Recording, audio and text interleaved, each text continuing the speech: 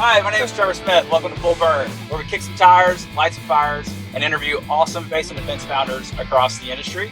And today we have a special guest. We've never done a venture capital interview, but I'm with Brandon Wells, and Brandon's with Fuse VC. Yes. So, Brandon, where are we today? And where are we actually going to take a little tour of? Because you name dropped a few people. Their houses are going to drive by. Yeah, we're in Bellevue, Washington, and Beautiful day today. Beautiful day, sunny day, which is rare. You know, we're just getting into the summer, which is nice. And we'll pass by Bill Gates' house and Satya Nadella, all the big Microsoft bigwigs. Nice. And do you know what car we're in today? We're in a Lamborghini. Huracan. Not just a Lamborghini. Huracan. And not just a Huracan. We are in the Evo. It's a very special version. And they actually have a track version of this called the Super Trofeo Evo, which I'm a fan of. But this is basically the street legal version. Street legal. Of the Super Trofeo. Okay. So you're in almost a race car. Okay. And that's a red light right there, but...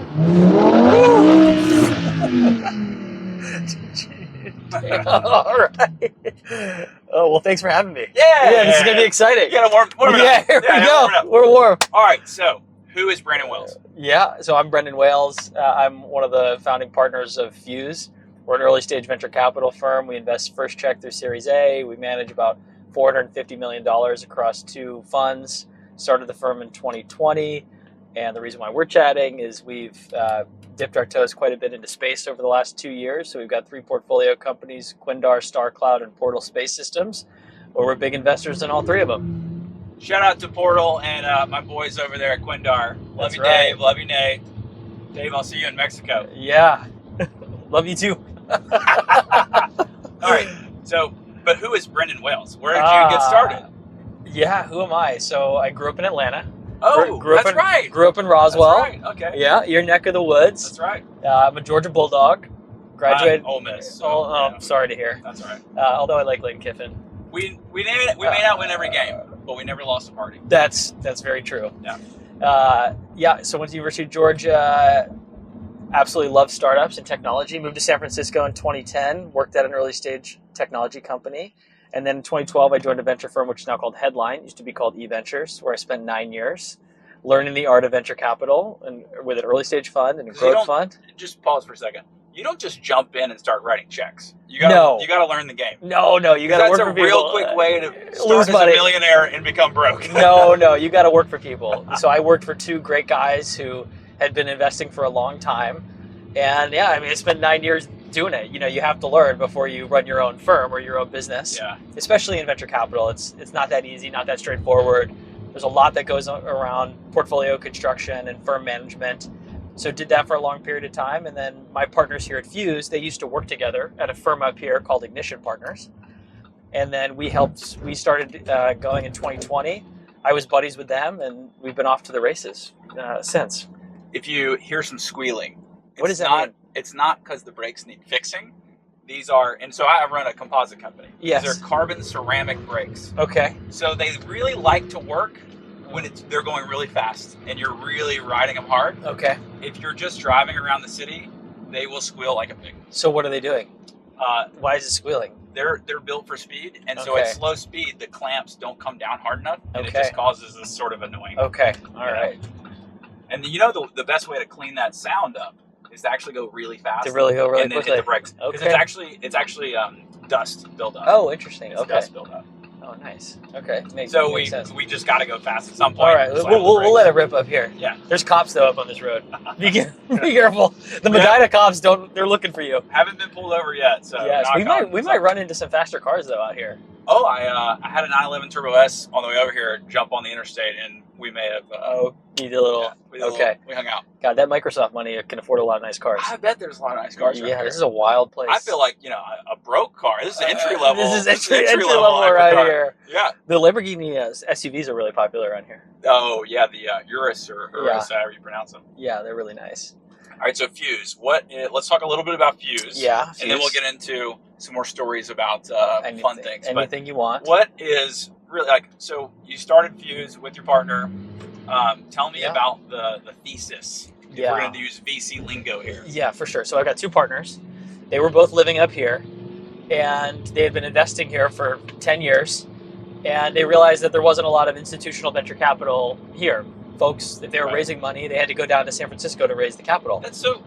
I'll pause. That's so weird to me because you have massive companies up here. Massive companies. Yes, two of the most important companies in the world with Microsoft and Amazon. Oh, and pause. Beautiful scenery. What mountain range are we looking at? That's the Olympic Mountains. Wow. Yep. That's a good drive. That's right. It's beautiful. And so we're going to drive right up to Lake Washington. So why wasn't there venture capital? Well, you know, it's hard to start a venture capital firm. That's the reality. There's a couple firms here. My partners were at one of them. And the idea was, how can you provide that Bay Area-like experience for technology founders here? In this bay. In this bay, exactly. And so you have Microsoft and Amazon. You got Google Cloud and Oracle Cloud, which are also based here. And then you've got the HQ2 for Salesforce, TikTok, which is their U.S. headquarters here, VMware, Tableau, a bunch of major companies. And the idea was, if you could provide the best customer experience for founders. Starlink is based here. Yes. Yeah, which my COO helped. That's right. Who was great, by the way. We had coffee with him. But 90% of the world's satellites are designed and built here. That's crazy. In Seattle, Washington. So that was the idea. And then what we did was, the first $100 million we raised for the fund was actually from high-profile founders and operators here. So senior people. So fund one was 170 million. 170. Yep, and the first 100 proper fund one. Proper fund one, 100, yes. And we raised from high-profile people from Microsoft, Amazon, Boeing. The people with all the nice cars around. The people with the nice cars. We probably are going to drive by 50 of our limited partners. So we raised that first fund of $170 million. And then we have big institutions behind it. So let's walk the audience through, like, your job is to raise capital. So as founders, our job is to raise capital from investors, from you. Mm-hmm. But you also have to go fundraise. Yes, so what does your fundraise look like? How do you get what's called a limited partner or an LP, to write you a check? A variety of different ways. The best way is from existing limited partners to introduce you to their friends. Right, well, but existing LPs. How do you even have existing if you start out? Well, ideally you came from a firm where you know some people, where you know some limited partners. You have a Rolodex, you know some folks. But and sometimes it's just, you're making the cold calls. Our biggest investor, actually, in Fund 1, it's a very large state, one of the largest states in the country, was from a cold call. My partner Cameron emailed the CIO, and they ended up writing a huge check into the first fund. Love it. But that's not usually the best approach. And so we raise money from high net worth individuals, wealth management firms who want to invest in private capital and technology, and then big institutions like universities, in the long run, pension funds, that sort of thing. So, in venture capital, it's not liquid. Generally it's a not liquid. Very much. Very much so. So what's the holding time? And then, like, how long are you holding on to the cash before you get this liquidity event that you're giving your cash back to your LPs? Yeah. And then, what sort of return are they looking at, and how do they measure that? Well, it depends, right? The LPs that invest in us, especially the institutions, what they're looking for is the chance to go find the next massive company, right? The next Datadog or the next Facebook or the next Instagram, whatever it may be. And that one company, it may only be in one of their funds like ours. Maybe they have 5 other fund managers, but they don't grab it, but they're looking for at least one of them to catch a big winner. So although we have a portfolio of, say, 30 companies, so you can take a left. Bill Gates' house is down there, and Jeff Bezos is right around here. We should knock on the door. We should definitely introduce ourselves. And so they're looking for the big wins. But ideally, they're looking for a 3 to 5x return on their cap over a 12 to 15 year time period. Now, they'll return the capital on average in 7 to 8 years of the fund life. Yeah. And then at the end, all the returns come. Because if you have a company where you own 15% of it, and it goes from value of $1 billion to value of $2 billion, you just created another $150 million of returns. It starts adding up quick when you add 3 commas. That's right. So you got to hold on to the winners for as long as you possibly can. And the big thing is to invest in things that are going to go extremely long. They're going to be able to compound for a long period of time. Yeah. That's the name of the game. And so for us, it's about finding people that want to do it for a long time, that can have the capabilities to go do it, to go build whatever it is that they're trying to build, and where there's not going to be everybody and their brother being able to copy what they do. Yeah. Right? Because then otherwise it's very hard to generate good returns. Take a left here. Yeah. So this is Lake Washington. Oh, it's a lake. This is a lake, Lake Washington. That's Mercer Island right there. That's where I live. Oh. Right? And then looks nice. This is Bellevue. Yeah, it's all nice here. So that's where all the Carrie and the future Carrie. The future Carrie. I'm not on the water yet. Everyone in Seattle, all they talk about is trying to get a house on the water. By the way, that's their big goal. So that's how that works. Right. So Space is a little different than software. Yeah. To get to a liquidity event, do you think it is more likely that a liquidity event with one of your investments will happen through a merger and acquisition, or actually go all the way to IPO or a SPAC? Yeah. Or like what? Yeah, most will be through M&A. For sure. Getting bought by another, either a public or a private company. We just had an exit. We just sold a company to a big public business. We're actually sending a lot of money to our investors tomorrow morning, which we're excited about. Nice, congrats. Thank you. Can you talk about the? Oh, I can't talk about it. I can't talk about it yet. I think June 10th is the day when we can talk about it publicly. Well, this won't air until after June 10th. Well, I promise to not air it. I wish. I don't want to get in trouble now. I tried. Yes. And so, yeah, typically the goal is obviously to build public companies, right? That's definitely the goal, but that takes anywhere from 8 to 10 years.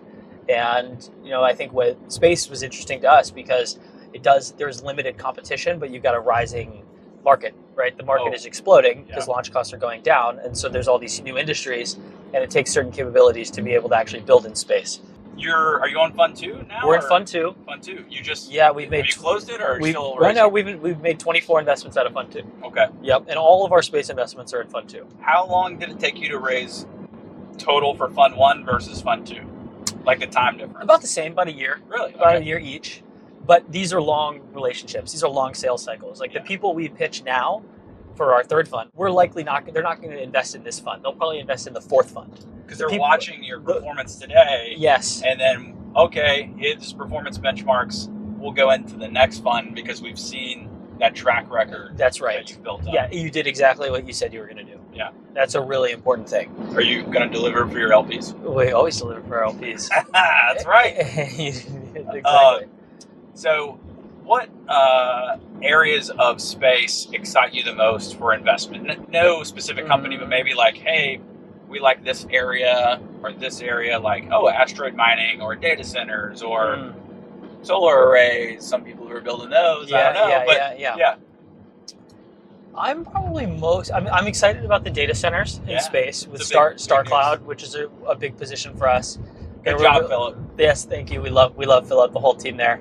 They're amazing. We think that solves a huge problem terrestrially, which is around just compute and inference or AI applications. Is the problem the energy problem here terrestrially? Energy. Yeah, right. Energy. Yeah. So you just need it's more energy. Yeah, the energy. More energy than it is like the land cost or anything like that. So you reduce the energy cost and you can have higher performance compute up in space. But also other satellites need you to do training and inference up there as well. So we were talking back at your office. Eric Schmidt. Yes. Over at Relativity, seems like he wants to build data centers. And my question to you was, is that good or bad for Philip and the Star Cloud team? Yeah. And my answer is great for it. Great for them. Competition's always a good thing. And so for us to have one of the leaders in technology to be potentially competing with us, that's awesome.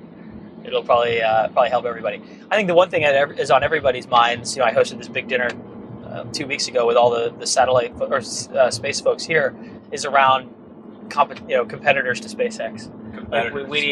We need competitors to SpaceX. Yeah. Right, because right now 90% of if not more of that in the U.S. is flowing through them, and so in the long run, although the launch costs could go down, theoretically, if you don't have any competition, why would they lower the price? Sure. Why? Right. Yeah, right. Now, obviously, it increases the likelihood of applications and companies if you can lower the kilogram launch costs. Right. But right now, that's a big issue. I'm distracted by all the beautiful homes in the the ocean nice view here. Or the lake view. The lake view. Yeah, so that's the thing that's top of mind. Data centers in space, and then we love the idea of efficient movement throughout space, which is the bet on portal space systems, which is using this thermal energy to be able to power a satellite or a spacecraft quickly through different orbits. They can help Star Cloud. So if an adversary were to come up and to try to deter performance for Star Cloud, we could help remove that adversary. Yeah, because Star Cloud, as they say in the military, is going to be a big juicy target. Big juicy target. That's right. Target. Exactly. 4 square kilometer juicy target. Exactly. And so Portal is going to be big, and then also Portal will help you, move and adjust a satellite if it has any other issues that may occur. So we think propulsion's a really big and exciting play there. And we'll see, what that mix is between government and commercial is probably the big unknown. Are you bullish on the current Trump administration from a space perspective, both commercial and defense? Yeah, bullish, very bullish. I don't think the spend is going to go down, and it's so critical. The last thing you want is an adversary flying over you and you not having the ability to combat that. So I haven't talked about this on pods yet, but Golden Dome seems to be a very hot topic currently. Any thoughts on Golden Dome? Yeah, no major thought. Other than the color of the dome, because we'll all see this. We love the idea of a dome. A dome would be great. Yeah. It would be amazing. In the long run, you need it. You need some type of golden dome because the last thing you want is something bad to be occurring right over the top of your head. We have something to point to, which is the Iron Dome. The Iron Dome, which is working really well. Yeah, so I think that's really exciting. And all the space companies are obviously trying to get those dollars and trying to get to be a part of that, and that'll be exciting. One of the challenges with investing in space is that they're always naturally, a lot of the dollars do flow through the government, these government programs, and even if you're selling to another commercial entity, the commercial entity is usually also selling to the government. So it's one way or the other, you're touching it. But I think it's an important part of the ecosystem, and we'll be feeling good there. So this will be a little shorter pod than normal. So I'm going to jump over to some fun questions. Yes. Yeah. What is something? Do you have a crazy story about closing an LP, like renting a Lamborghini and driving around and trying to get them buttered up, right? Like, you have a crazy fun story? The funny thing is, you asked about fundraising, and when we raised our second fund, the whole market had collapsed, right? If you remember, in 2022, no one wanted to touch software. NASDAQ had fallen like 40% because interest rates were rising. When we raised that fund, we probably had $80 million of capital that was decommitted from us. Wow, that hurts. So, but you know what? You got to keep grinding. It's just like any other business. Exactly. Yes, there's no reason not to keep pushing along. And so there's always a challenge when you're fundraising. It's just that most GPs won't tell you that it's hard. Yeah. Right. But we also have to go sell. When we push and say, hey, generate more revenue, it's not like we don't have to go do the same thing ourselves. Right. Until you go prove massive returns, then it becomes a little bit easier. Then you have something to point to. Yes. All right. So, have you or anyone you know been visited by aliens or seen any sort of alien technology, or do you currently have a probe in you right now? I wouldn't be able to tell you. How about you? Oh, you don't have any stories? I've never been aliened. No, but like, is seeing something weird in the sky or something spooky you didn't understand, or you heard a story from a pilot that was like, that's pretty freaky? I've literally never heard of anything. All right. Are you getting hit up by the aliens more? You got to spend some more time with pilots. That's what happens when you go to Puerto Rico with your boys. That's when you start. That's when you start seeing those things. Yeah, hey, look, I'm looking forward to it. It'll be great. Mexico already found the aliens. Remember, they came out like 2 years ago. They had those little tiny aliens. Little things right there. Yeah. Yeah. So, are you a car guy? I think I'm a car guy. As of today? Or I think I'm a car guy. I don't want to be a car guy because a part of me thinks that it's a huge waste of money. And as a capitalist, I should be allocating my money better. But I think I am. Yeah. Okay. I have to just accept it. You have to. It's in you. Yes. So, blank check. Yeah. What would you go get? Vehicles. Or vehicle. Oh, God. Blank check? Blank check. If I had a blank check, I'd try to buy a plane, not a car. Totally fine. That's what I would try to do. Fine. What kind of plane? I would just, God. Going Gulfstream? Going fancy? I mean, if we're going to go all the way, Gulfstream. Right? But some planes you can fly yourself, like these Phenom 300s or something like that. Maybe I could learn to fly a jet and fly it myself. If I'm that rich, I don't want to be flying. No, I want to be sitting in the bag hanging out. Okay, Gulfstream. Having a cigar on the plane, because now it's your private plane. Yeah, G650. But if they're too big, you can't land them. You can't land them on certain airstrips. Oh, well, so you got to think about that. Don't go too big. But yeah, I'd rather have a plane. We're far from that. Like a Boeing 777. Yes. Too big. Yeah, exactly. Okay, so how fast have you ever been in a vehicle on the ground? Only 105. We got to work on that. What's the fastest you've been? 200 in a 45. What? Yeah. Look, as founders, we have to be risk tolerant. You do. I have a very high level of risk tolerance. Yes. I grew up racing motorcycles. So instead of what's a 45? 45 miles an hour speed zone. Oh.